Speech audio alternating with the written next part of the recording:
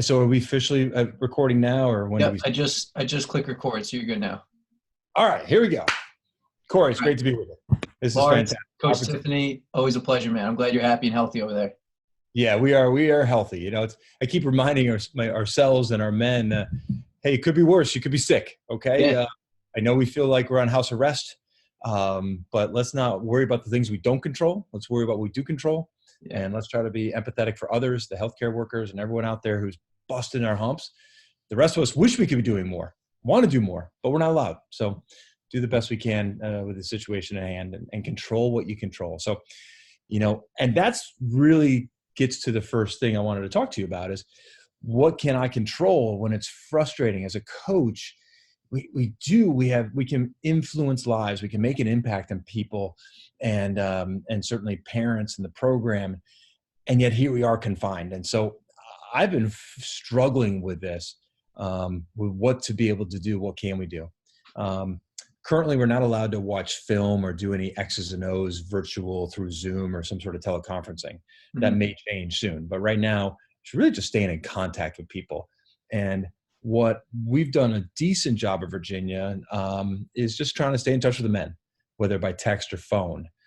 We have a Sabre committee here, which is our 4 captains plus 5 underclassmen to get their voices, to get their thoughts. We've had one Zoom conference. I've discussed and had conversations with the captain several times. We've tried to reach out to individuals, but that's been tricky to do, get everybody on the phone, do a little bit more with texting. One thing we're starting to do is parents, and I'm just starting to do that. And I need to carve out more time because each conversation does take a little while. It's not a 5-minute conversation because parents are concerned. They want to know what's going on with their son's life. And so I've got to do a better job communicating with more parents. But I think that's disseminating what we know, and then asking what don't we know, and when will we know what we don't know is part of it too, asking those questions. The big question right now, which everybody has, is will there be an extra year of eligibility for spring sport athletes? We thought that was a yes, and then recently we heard that's not been finalized yet. Mm-hmm. So for Division I men's lacrosse players and women's lacrosse players, it's tenuous, mm-hmm. and a decision should be coming soon. Yeah. Is it tough going from in the spring, the focus, for so many years, the focus has been on preparing your team for games, game planning, getting your team through wins and losses, working towards your goals on the field. And now it's just a huge shift on you talked about having conversations with parents. I got to imagine in the spring, you've never had to talk to a parent, or at least, mostly it's with your kids. Has that been tough for you, kind of that shift? It's a dramatic shift. What's interesting is you spend all fall building anew, whether you have a lot of men returning or not. It's a new phase. It's a new addition. The 2019 Cavalier team is over, despite having Michael Krause and Doc Sakin and Jared Connors and John Fox having these fantastic players back from it. Right. We're different. And so you spend all fall building this culture and then and building the teamwork and the schemes. And then you start January and February really sort of fine-tuning those schemes, identifying who you're going to be, how fast a pace we're going to play, how intense the ride's going to be, all these little things. And so you really feel like by March, the system's in. Now it's play. Yes, there's some adjustments. When do we go to a zone defense? Do we tweak the man-up play because their opponents are starting to figure it out? There's minor adjustments. But who you are, your character of your program, it's essentially established by right now. Yeah. And so now it's this is the gravy time. This is the fun time. So what do we do with this time? Yeah. If this was October, for example, Corey, we would be, as soon as we were allowed by NCAA, diving into game films. Okay, fellas, this is the timing of the slide package that we want to do with this, or this is how we want to play that man down scheme here. Let's watch a bunch of film, because you feel like you got to get that knowledge into them. Being March, most of that's in. Yes. So we're not doing too much in terms of X's and O's, even when we will be allowed here. But maybe we'll just watch film because that's what we enjoy doing. Yeah. Together. So it's an interesting time trying to do things by video conference. And I'll tell you the truth, I don't really love it. I like the human interaction. I like being together. I think most humans would probably say that. Would you consider yourself like a player's coach? Like you love just having your guys in the office, talking to your guys, holding your kids sometimes, talking them through things? Sure. I do enjoy that. I'm tough on the men. I'm not necessarily always, their best friend. So I don't know if I would call myself a player's coach. Yeah. I do know as I've gotten older, I've become more empathetic to the players. A lot of people told me when I became a father, Charlotte's now 5, that you will learn more patience with your men, because you realize you can't make this little person do what you want them to do. How, you transfer that to the lacrosse field. You can't make that 19-year-old catch that pass, or, you can coach them, you can train them, do the best you can, but mistakes happen. And I've certainly become more patient with that. And, do you find that that line of like empathy difficult, where it's like, all right, like I'm going to evaluate this, how do I know when to empathize, relate, connect, and like, let's get through this, or when to like be like, hey, listen, like I'm expecting more of you and you just didn't deliver here. Is that a tricky line, or do you feel like you're getting better at that? I'm getting better at it, but I'm still not patient with errors of omission versus errors of commission. We commit errors. We fumble, we drop things. You drop your fork at the dinner table. We do silly things. It happens. I really don't focus on that. It's the mental mistakes when we reviewed the scheme. And I got to assess myself though too. Like, hey, Lars, we have different types of learners, and we try to learn about our learners. Some guys, most men are visual learners. Some guys do better with auditory. Some need the kinesthetic. They need to move the bottle caps and the coins around to push it through to really understand the scheme that you're trying to implement. Yeah. If I've attended to that with video, with individual meetings, with walkthroughs on the field, with live play on the field, if we've hit all the different sensories that are possible and you are still making mistakes, that's where I'm not patient. Mm-hmm. That's where I'm like, wait a minute. Now I know this is up to me, and obviously you need more time working, mm-hmm. but that I to a fault, that's where I probably am like, wait a minute, guy, come on. I thought we spent enough time on this, and but usually it's my fault because some guys need more time. Yeah, no doubt. And but listen, also it gives you an opportunity to see which guys can learn stuff quickly and rise to the occasion and do what you guys are demanding of your players mentally and physically. So that allows you to play at a high level, right? It is, and it really kind of gets to the heart of the recruitment process. When you sit on a sideline in July and watch these fantastic athletes run up and down the field, mm-hmm. that's the only thing you can assess at that moment. But the next layer is, how coachable is this person? Yeah. And let's dive into that, what that means. Not that he's a good guy, he works well with his teammates, but hey, when you put in a new system, does mm-hmm. it take him a day to figure it out, or does it take him a month to figure it out? Sure. And when especially with defensemen, defensemen need to be able to understand different types of schemes. Are we going into our man-to-man invert zone package when the team inverts us? Are we going to go to a true zone? Are we going to stay with our base package but slide, instead of from adjacent, we're going to slide from the crease versus this? There's a lot of things that have to happen in a split second. And we are looking for men who can make those decisions quickly and understand them. And that's a part of the coachable, the assessment value, which is difficult to do on the sideline. So that really comes from the conversations. Yeah. And can we find those guys? Because I know, again, leading back to the original how this question started, where we can run into problems is if I'm coaching a man who just doesn't grasp the schemes or the change of schemes, it's going to make him ineffective on game day if we're going to be running a slide package that's more complex than just, hey, guard your guy and don't get run. What has been your assessment of the short time you guys got to play this spring of the team? Like, where were you guys at once things kind of halted, and were you happy with where you're progressing? I'm happy with. We had 4 wins, and good wins over a couple of really strong Patriot League teams to start the year with Loyola and Lehigh. Certainly excited about that, and happy to beat High Point, who beat us last year, and to defeat an Air Force team who, as we know, can beat anybody. Mm-hmm. But we had a couple losses.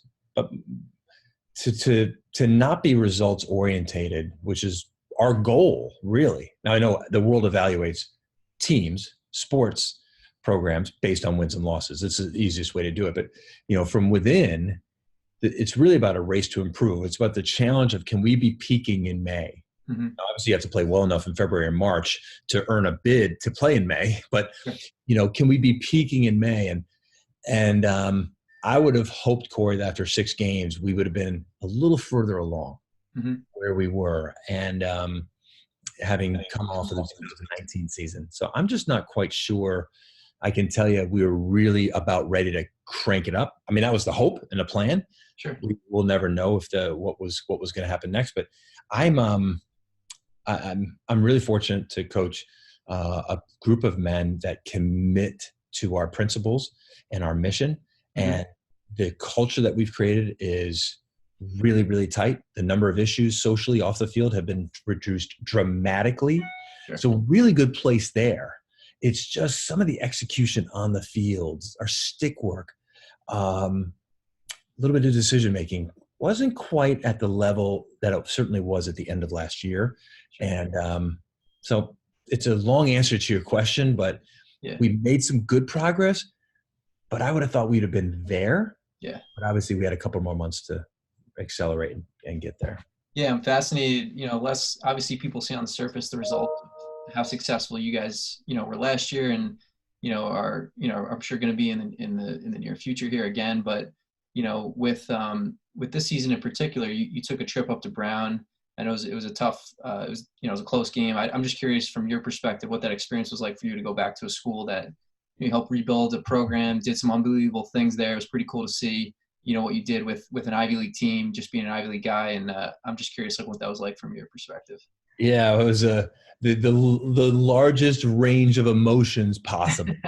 We played Sunday. Saturday was amazing. Saturday, seeing all these old friends and colleagues. And it was a big alumni weekend up at Brown as well. So cool. You got to see probably 80, 90, maybe even 100 Brown Lacrosse alums came back for this game. It was awesome. It was a nice weekend. It was a big event, opening up a new complex for the soccer lacrosse teams at Brown.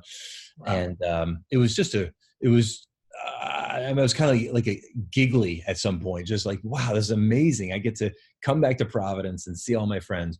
And so that was an emotional high. And then losing to Brown was emotionally confusing. Yeah. Because most of my life,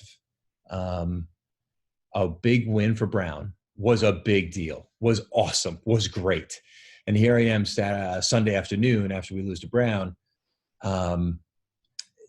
seeing good friends, really good friends, Brown Lacrosse alums, guys I played with and competed with and bled with, happy.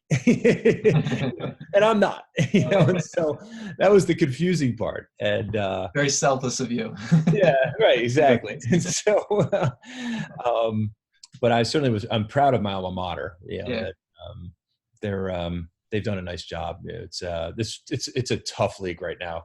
The Ivy League is so dang competitive, and Brown is keeping up with those other great programs right now. Your alma mater and Yale and Princeton is certainly coming on the scene hard right now, and certainly Cornell, and just and so I'm proud of my alma mater for not backing down to an ACC program, and heck, I'm almost grateful we were 1-1 with Brown. I mean, last year they had us on the ropes down here in Charlottesville. We were down 4 goals in the fourth quarter, so maybe I should take the split and say, all right, that's good, all right, and be happy with that, but.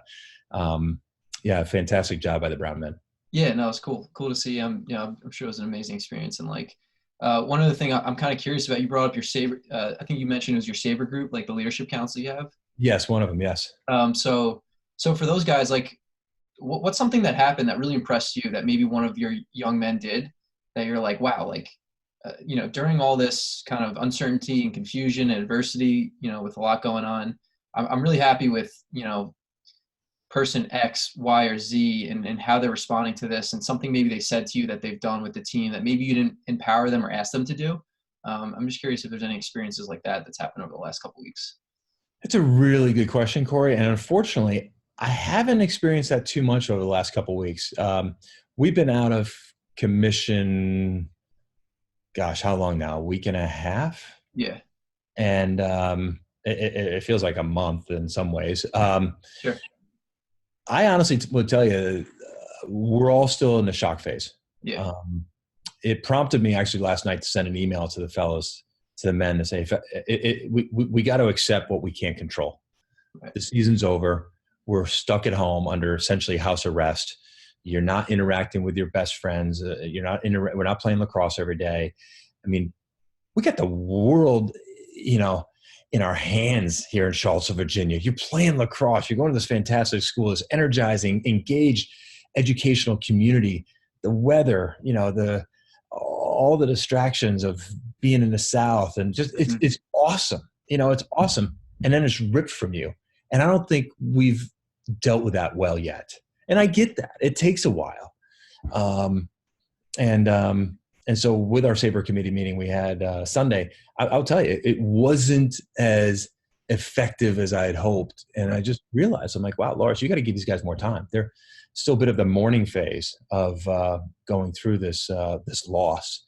Now, I do say I did Quentin Matsui, did a really nice job on the call, making a couple points that I hadn't thought about. Yeah. And he's a first year.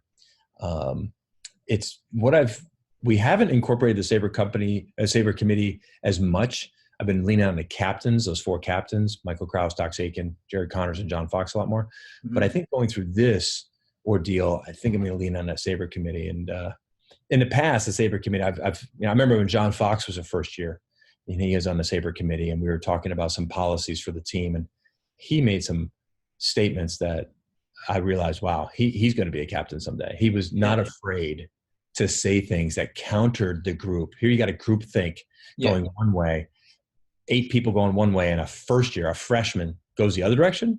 Sure. That takes courage. Yeah, no doubt. It's one of the reasons I've enjoyed the Saber Committee, is to help develop the leadership, but also see some emerging leadership. Yeah, I think that's really smart, just that approach, because if you think about it, here's a prime example of something that's like so extreme that has happened, but also so many people are unprepared for it. So sometimes when you're faced with something that essentially you haven't prepared for, because no one really has, sometimes those people that you don't expect to step up because they're thinking about things in a different way. And sometimes when you build a program, you have a culture and you have a group of guys all thinking, a certain way, because you're moving in that same direction. That person that maybe thinks differently could be the one that steps up and helps you in times like this. So absolutely. So I've enjoyed it. But I will admit, I've been leaning more on just the captains. Sure. Prior to this event. So, because we have 4 really good captains, but sure. I got to lean on those younger guys more. They've got some good ideas. Yeah, no doubt. All right, cool. So I don't want to take up too much of your time. I got to, with about a minute left here, I always like to leave it, if you have one piece of advice for, maybe a high school player that aspires to play collegiately one day. He's going through the recruiting process. It's kind of a weird time for them, because they're not really sure how, this is going to affect their process, and then get that chance to maybe play a high school season that might be impactful in recruiting, or maybe get some film on themselves they hadn't gotten in the past, or got a chance to play for their varsity team. So I don't know if there's maybe something you can, shed some light on those, to help those guys out a little bit. Yeah. And 25 words or less, huh? We've been talking about, this could be demanding. This could feel like a couple of years ago, before we had the NCAA recruiting legislation change, where we were recruiting 8th and 9th graders. Let's say summer lacrosse doesn't happen, we might be looking at 9th grade films to who are we going to call on September 1 of 2020 in the 2022 class. It's that could be that could be going backwards, because we've really enjoyed the new recruiting rules and things being more calm and patient. But it's there's the biggest thing is being forthright and brevity. Provide us information, whether it's through yourself or a club coach or a high school coach, and video clips, bam, GPA, put it in there. A couple other things, not too long of an email. It's so easy to pass off the long emails. Hey, my assistant can read this one, or I just don't have time for this email. So it will be an interesting summer trying to get in front of coaches if we're not allowed or limited. And it's I wish I had better advice right now, but bottom line, it's for me. I'll give my standards: play multiple sports, Be as engaged as you can. I know when I'm looking at recruits and I hear that he's playing football, he's got basketball highlights. I'm like, I want to see the basketball highlights. I want to see the football highlights. Sure. I was watching some film last night of a young man, looked like a decent lacrosse player, but he had football highlights on there. Mm-hmm. I was like, wow, he's an athlete on a football field, you know? And so we love the multi-sport athletes. And so I will, and then obviously academically, yeah, if every little 3.2 to a 3.3 to a 3.4, all those little increments, they do matter. You just open up so many more doors as that goes up, and you close doors as that goes down. Sure. Now, having said that, if you're doing the best you can and it's a 3-1, and I talk to your guidance counselor, I talk to your principal or headmaster, and they're saying, hey, coach, he gives us everything he's got. Great. 3-1's great. Let's go. Sure. I couldn't have said that at Brown, but I can do that at Virginia. And so we dive into that. And if we hear like, hey, he gives everything he's got, then I'm like, I want him. That's exactly the type of grit we're looking for. No doubt. And would you feel as though your staff just naturally, you guys are turning towards maybe doing a little bit more recruiting than you would have at this time, just based on the circumstances? Not really, because obviously we're done with the seniors and the high school juniors. We only have a few spots left, and we were expecting the summer, and we're still hopeful to use the summer to evaluate who's gotten better. Right. And so I know some other sports in NCAA college athletics who are using this time intensely, because this is an active recruiting time for us. Right. For men's lacrosse, we're supposed to be playing lacrosse right now. We're supposed to then be sneaking off to high school games watching you guys play. Right. Nothing's happening. And we're not allowed to talk freshmen and sophomores in high school. So, we're keeping in touch with our commitments, but it's a weird time when you're not allowed to coach and you're really not much recruiting to do. Sure. So then what? Yeah. You should see my yard. It looks great. Yeah, I was going to say, your basement's probably so organized, the closets, I can only imagine, right? Oh, yeah. Yeah, the cleansing has occurred. But, just a lot of phone time, trying to stay in touch with as many people as possible. Yeah. And just trying to make people stay healthy. I know a lot of athletes are bored. They want to go back to their schools. They want to go back to campus. But that could be the wrong thing to do right now. It probably is the wrong thing to do. They should just stay home, hunker down, and just be happy with what they can control and be happy that they're healthy. Bored, I get it, but healthy, and let's start figuring out what we can control. What's within our reach, and be the best we can at it. Awesome. Well, Coach Tiffany, man, as always, I really appreciate your time, and we wish you guys luck through this, and looking forward to continue to watch your program. Just keep becoming the best they can be each year. Well, thank you, Corey. And I appreciate what you and your dad are doing. It's helping us guys in Charlottesville. We're about 7 hours away. Keep up to date on, such a hotbed of lacrosse. It's really, really helpful to get the pulse when we're so far away.